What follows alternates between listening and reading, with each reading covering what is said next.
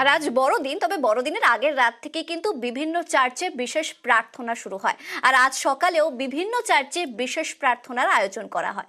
রাজ্য জুড়ে চার্চগুলো চলে বিশেষ প্রার্থনা।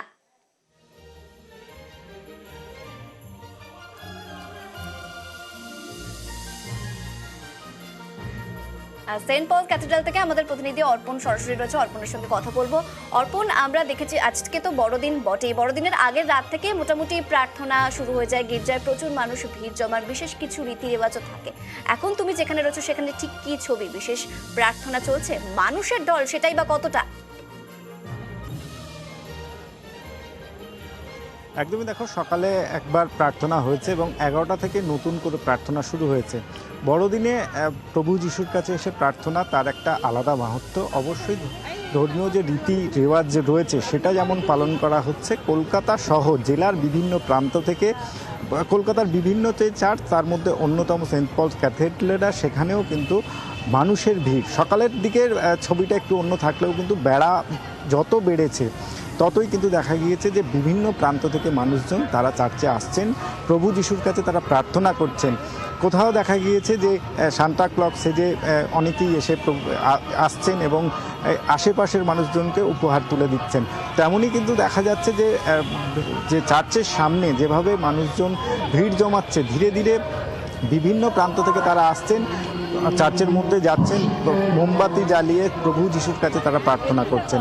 বেলা যত এগোবে ততই কিন্তু দেখা যাবে এই ভিড়টা আরও বাড়ছে। শুধু এই যে সেন্ট পল চার্চের শুধু না, বিভিন্ন যে চার্চগুলো রয়েছে সেখানে একইভাবে রীতি রেওয়াজ মেনে সকাল থেকে প্রার্থনা চলছে এবং এখানেও 11টা থেকে প্রার্থনা শুরু হয়েছে।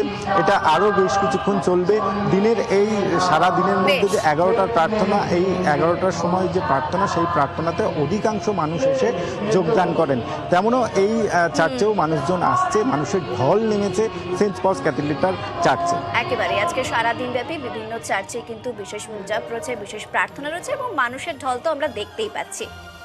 এবং আজকে তো বড়দিন, কিন্তু ওই যে বললাম মাঝরাত থেকেই কিন্তু বিভিন্ন চার্চে প্রার্থনা শুরু হয়ে গিয়েছে এবং আজ সকালেও বিভিন্ন চার্চে বিশেষ প্রার্থনার আয়োজন করা হয়। রাজ্য জুড়ে চার্চগুলোয় চলে প্রার্থনা। হুগলি শ্রীরামপুরের ছবিটা দেখাচ্ছি, দেখুন সেখানে বিশেষ প্রার্থনা চলে।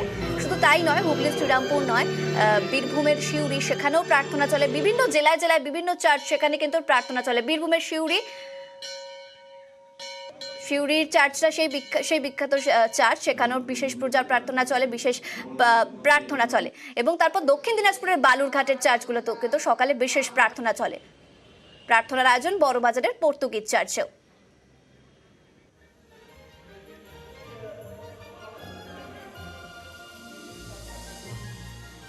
আর বড়দিন মানেই তো উৎসবের মেজাজ। রাজ্য জুড়ে পর্যটন কেন্দ্রগুলোতে কিন্তু বেশ ভিড়, একেবারে পিকনিক মুডে কিন্তু সকলে। এবং ভিক্টোরিয়ার ছবিটা আপনাদের দেখাচ্ছি, দেখুন।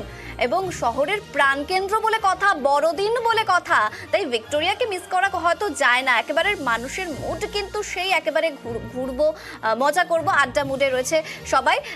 ভিক্টোরিয়া থেকে সরাসরি রয়েছে দেবাশিসের কাছে যাব। দেবাশিস, বড়দিন বলে কথা, তার উপর পিকনিক মুডটা তো থাকেই। আর ভিক্টোরিয়া মানে শহরের প্রাণকেন্দ্র, সেখানে ঠিক কি ছবি, যারা আসছেন কি বলছেন তারা?